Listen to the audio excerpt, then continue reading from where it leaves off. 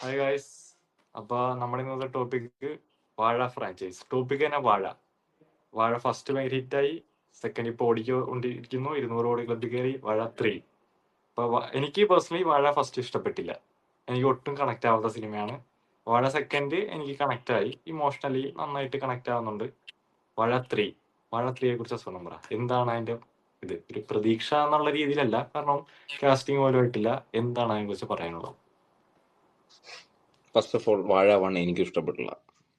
വാഴ 2 ഞാൻ കണ്ടില്ല, അതുകൊണ്ട് എനിക്കറിയില്ല. പക്ഷെ വാഴ 2 എല്ലാവരും നല്ലതാണെന്ന് പറയുന്നു. വാഴ 1 ഇത് തന്നെ പറഞ്ഞു, അതുകൊണ്ട് എനിക്ക് വലിയ പ്രതീക്ഷയില്ല. പക്ഷെ എല്ലാവരും ഭയങ്കര പോസിറ്റിവിറ്റിയാണ് പറയുന്നത്. പിന്നെ വാഴ 3ന്റെ ഒരു മേജർ ന്യൂസ് വന്നു. എന്താ, വാഴ 3 അവര് മെയിൻലി ഫോക്കസ്ഡ് ഓൺ വുമൻ ആണല്ലേ, ഒരു പുതിയൊരു പെണ്ണുങ്ങളുടെ ഒരു ഇതാണ് പറയുന്നത്. ഇപ്പൊ ഒരു ബാർബി ഫ്രാഞ്ചൈസ് തുടങ്ങി, എന്നിട്ട് മൂന്നാമത്തെ സിനിമ നമ്മളെ ഓക്കെ ഒരു ആണിനെ കൊണ്ട് മൂന്നാമത്തെ ഒരു ആണിന്റെ സ്റ്റോറിയാന്ന് പറഞ്ഞാൽ കളക്ഷൻ കയറുമോ? ആൾക്കാർ കാണുമോ? ബാക്ക്ലാഷ് വരുമോ? ഓക്കെ, ഇപ്പം വാഴ 3 വന്നു. വാഴ 3ന്റെ ഈ ന്യൂസ് വന്നപ്പോൾ ആൾക്കാരെല്ലാവരും ഭയങ്കരമായിട്ട് കുറ്റം പറയാൻ തുടങ്ങി. അപ്പൊ അതിനെതിരെ ഇപ്പൊ അതിനെതിരെ എല്ലാവരും ഇത് നിങ്ങൾ മിസോജിനിസ്റ്റിക് ആണ്, പെണ്ണുങ്ങളുടെ സിനിമ സമ്മതിക്കുന്നില്ല. അതല്ല കാരണം. 2 സിനിമ ബോയ്സിനെയും മെന്നിനെയും ഫോക്കസ് ചെയ്തൊരു സിനിമ അവർ ഇറക്കി, അതായിരുന്നു അവരുടെ ടാർഗറ്റഡ് ഓഡിയൻസ്. മൂന്നാമത്തെ സിനിമ നേരെ ജോണർ ഷിഫ്റ്റ് മാറുക. അപ്പൊ പിന്നെ ആൾക്കാർക്ക് ദേഷ്യം വരും. കാരണം ഒരു മലയാളത്തിൽ തന്നെ ഫ്രാഞ്ചൈസികൾ വളരെ കുറവാണ്. ഈ ഫ്രാഞ്ചൈസ് ഇപ്പം വാഴ എന്ന് പറയുന്ന ഒരു പോപ്പുലർ ഫ്രാഞ്ചൈസ് ആയി വരുവാണ്. ഫസ്റ്റ് സിനിമ അത്യാവശ്യം ഓടി, അത്യാവശ്യം കളക്ഷൻ കിട്ടി. സെക്കൻഡ് സിനിമ 100 കോടി 200 കോടി ഓർഡർ, അത്രയോ കളക്ഷൻ കയറി. ഫ്രാഞ്ചൈസ് ബിൽഡ് ചെയ്യാനുള്ളതിന് അവർ ഇനി ക്രിയേറ്റീവ്ലി ഓക്കെ ഇനി പെണ്ണുങ്ങളെ 3-4 പെണ്ണുങ്ങളെ ആഡ് ചെയ്യാം. നിനക്ക് MCUക്ക് എന്താ പറ്റിയെന്ന് അറിയാലോ, മാർവലിന് എന്താ പറ്റിയെന്ന് അറിയാലോ. അവരുടെ ടാർഗറ്റഡ് ഓഡിയൻസ് എന്തായിരുന്നു? ആണുങ്ങള്, ബോയ്സ്, ടീനേജ് കിഡ്സ് അല്ലെ. അവരതിനെ മറന്ന് പെണ്ണുങ്ങള്, ട്രാൻസ്ജെൻഡേഴ്സ് അല്ലെങ്കിൽ അങ്ങനത്തെ ഒരുപാട് അവർക്ക് കേറ്റർ ചെയ്യാൻ തുടങ്ങി. മാർവലിന്റെ ഗ്രാഫ് താഴോട്ട് വന്നു. സെയിം വാഴ മേ ബി തേർഡ് സിനിമ ഫസ്റ്റിനെയും സെക്കൻഡിനേക്കാളും നല്ലതായിരിക്കാം, അതെനിക്കറിയില്ല. ക്വാളിറ്റി വൈസ് ചിലപ്പം ഭയങ്കരമായിട്ട് വ്യത്യാസം അടിപൊളിയായിരിക്കാം. ഞാൻ ബോക്സ് ഓഫീസാ പറയുന്നത്.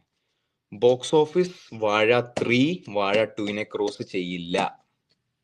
ഞാൻ വേറൊരു കാര്യം കൂടെ ഉണ്ട്. ഇപ്പൊ വാഴ 2 എന്ന് പറഞ്ഞ ഒരു ഹൈപ്പ് കിട്ടാൻ കാരണം മെയിൻലി ഹാഷർ അങ്ങനത്തെ ഇൻസ്റ്റയില് റീൽസ് ചെയ്തോണ്ടിരിക്കുന്ന ആൾക്കാരാണ്. അതെ. അപ്പൊ അതുപോലെ തന്നെ അല്ല വാഴ 3 ഇപ്പൊ അസുഖം പറഞ്ഞു, ഇപ്പൊ ജോണർ നമ്മൾ ഷിഫ്റ്റ് ചെയ്യുന്നല്ല. ജോണർ എപ്പോഴും വാഴയുടെ സെയിം ജോണർ തന്നെ ആയിരിക്കും. ഇതിനകത്ത് ആണുങ്ങളുടെ കഥ പറഞ്ഞു, ഇത് പെണ്ണുങ്ങളുടെ കഥ പറയുന്നു, വലിയ വ്യത്യാസമൊന്നുമില്ല. പക്ഷെ ബോക്സ് ഓഫീസിൽ ഒരു കളക്ഷൻ, ഒരു ഫസ്റ്റ് ഡേ ഇടിച്ച് കയറ്റം നടക്കണമെങ്കിൽ ഇപ്പൊ എക്സാമ്പിൾ ഒരു ഫീമെയിൽ ആക്ടർ, ഇപ്പൊ എത്ര വലിയ ആക്ടർ ആയിക്കോട്ടെ, ഒരു എത്ര പേര് കേറും അത് കാണാൻ. നമുക്കറിയാം ശോഭന, ഉർവശി ഇത്രയും നല്ല ആക്ടേഴ്സ് ആണ്. ആക്ടേഴ്സ് അല്ലെന്നല്ല ഞങ്ങൾ പറയുന്നത്. ഇതിവര് പ്രോബ്ലം ചെയ്യുമ്പോൾ എന്താ ഞാൻ പറയട്ടെ, 4-5 സോഷ്യൽ മീഡിയയിൽ പോപ്പുലർ ആയിട്ടുള്ള പെണ്ണുങ്ങളെ വിളിക്കും, എന്നിട്ട് അവരുടെ ഒരു ഗ്യാങ് തുടങ്ങി അവരത് ചെയ്യാൻ തുടങ്ങും. സോഷ്യൽ മീഡിയ പോപ്പുലാരിറ്റി ഉണ്ട് വാഴ ടീമിന്, അതുകൊണ്ട് അത് സക്സസ് ആയി, ഞാൻ സമ്മതിച്ചു. പക്ഷെ ഇത് അങ്ങനെ അല്ല.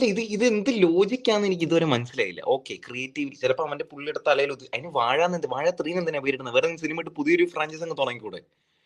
2 ഫ്രാഞ്ചൈസ് ആണുങ്ങളെ ഫോക്കസ് ചെയ്തിട്ട് മൂന്നാമത്തെ ഫ്രാഞ്ചൈസ് പെണ്ണുങ്ങളെ ഫോക്കസ് ചെയ്യുമ്പോൾ ഓബിയസ്ലി കാണുന്ന ആൾക്കാർ വാഴ 3 നല്ലതായിരിക്കും എന്ന് പറഞ്ഞ മുമ്പ് ഒരുമാതിരി പെണ്ണുങ്ങൾ ഓക്കെ നല്ലതായിരിക്കാം സിനിമ, ഞാൻ അഗെയിൻ പറയാം, അതല്ല ബോക്സ് ഓഫീസ് കളക്ഷൻ.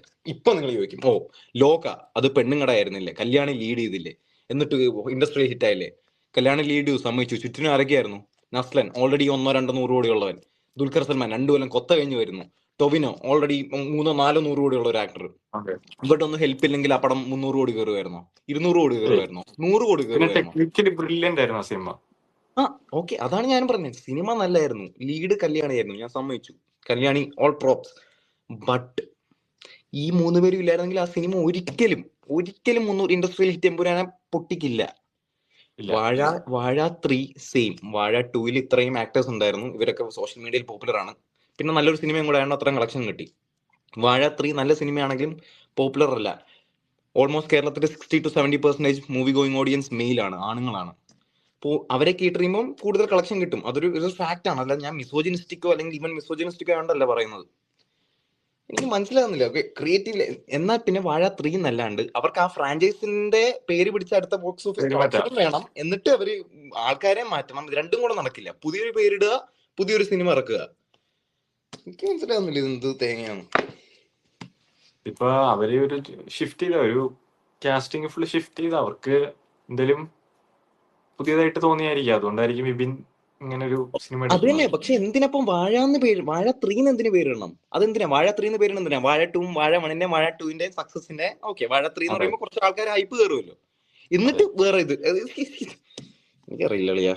എനിക്ക് ആ ഡിസിഷൻ എനിക്ക് എത്രത്തോളം എനിക്ക് ഒട്ടും ഒരു ഐഡിയ ഇല്ല. എനിക്കും അത് കണ്ടപ്പോ തന്നെ, എനിക്ക് മാത്രമല്ല പൊതുവേ ഒരാൾക്കാർക്ക് ആർക്കും കണ്ടപ്പോ അത് അത്ര ഓക്കെ, പിന്നെ ഈ കുറെ പേര് അതിന് താഴെ നെഗറ്റീവായിട്ട് കമന്റ് ഇടുന്നവരുണ്ട്. അവരുടെ മനസ്സിൽ ചിലപ്പോൾ മിസോജിനിസ്റ്റിക് ആയിരിക്കാം. അവര് പറയുന്ന ഓ അതെ എന്തിനാ പെണ്ണുങ്ങളെ ബേസ് ചെയ്ത് സിനിമ ഇറക്കാം, അങ്ങനെ ആയിരിക്കാം. ഞാൻ അതുകൊണ്ടല്ല പറയുന്നത്. പെണ്ണുങ്ങളെ ബേസ് ചെയ്ത് സിനിമ ഇറക്കിക്കോ. ഇപ്പൊ ജൂൺ ഇറക്കി, എനിക്ക് ഇഷ്ടപ്പെട്ടു. ഇപ്പൊ എത്ര സിനിമ ടേക്ക് ഓഫ് എനിക്ക് എല്ലാം ഇഷ്ടമാണ്. പക്ഷേ എന്നാ പിന്നെ പുതിയൊരു സിനിമയുടെ പേരിടുക, പുതിയൊരു സിനിമ. ഇത് മറ്റേതിന്റെ സക്സസും വേണം, എന്നിട്ട് ഇതും കൂടെ ചേർക്കണം. എല്ലാം കൂടെ നടക്കില്ല എന്നാണ് എനിക്ക് തോന്നുന്നത്. ഞാനിപ്പോ കംപ്ലീറ്റ് റോങ് ആയിരിക്കും. ചിലപ്പോ വാഴ 3 ആയിരിക്കും അടുത്ത എന്തോ ഇൻഡസ്ട്രിയൽ ഹിറ്റ്. അതെ പക്ഷെ ഐ ഡോണ്ട് തിങ്ക് സോ. ഞാൻ ഇത്രയും 10-15 കൊല്ലമായിട്ട് സിനിമ ആണെന്നതിൽ എനിക്ക് ഉറപ്പാ